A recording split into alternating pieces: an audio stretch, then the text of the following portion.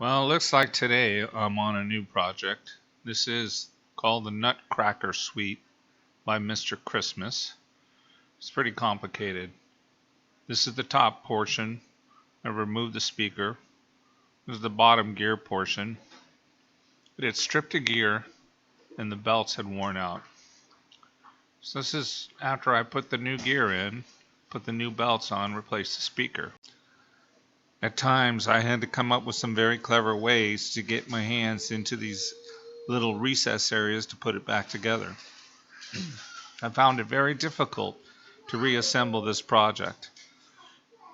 But here it is, pretty much all together with the final screws going in now.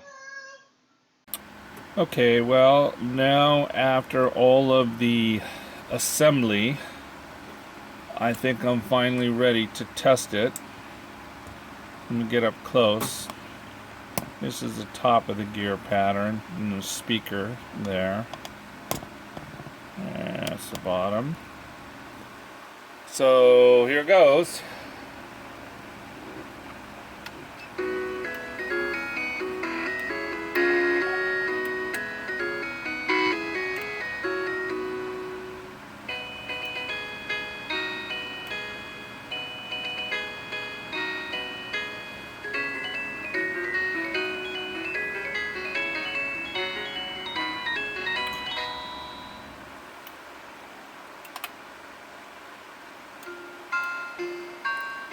I changed the belts.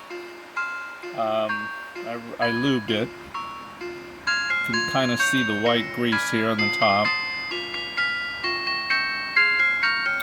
It had a gear that had jumped in one of the pictures that I took earlier.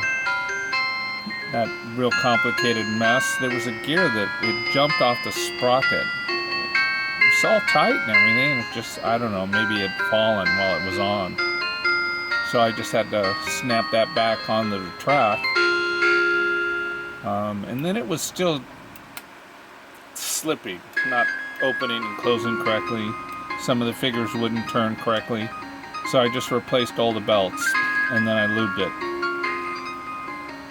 And the way it works is it cycles through each scene from the Nutcracker. And then when it's done, it shuts off, which is kind of cool. So I mean, because I think they do that because it is really so complicated. They don't want this thing running 24/7. So it goes through every scene and then it shuts off.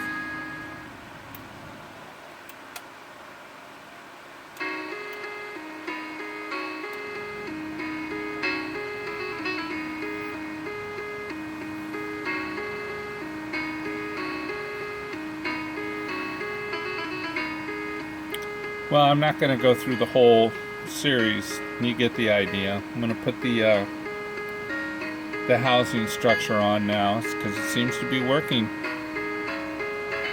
And then I'm going to box it away for next Christmas.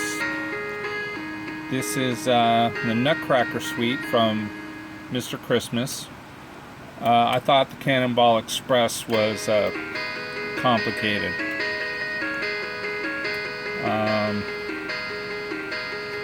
This by far is my most complicated piece that I've had to work on. But it looks to me like it, I guess it goes through twice and then it shuts off. Thought it went to it cycled just once, but it looks to me like it's cycling twice. And then it's going to shut off. Because we already saw this scene.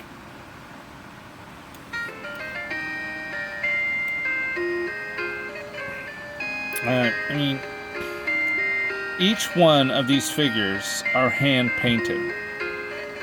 And now the scenes in the background, they look like they're lithos, but the figures are all hand painted.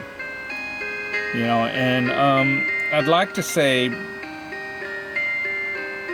Mr. Christmas is a 100% American product, but anyone who knows assembly knows that we can't mass produce and hand paint in the same sentence in America anymore. So this was farmed out to China. I was thinking either, used to be in the 70s and 80s, Mexico was good for that, but with all the corruption and the things that are going on now, it's not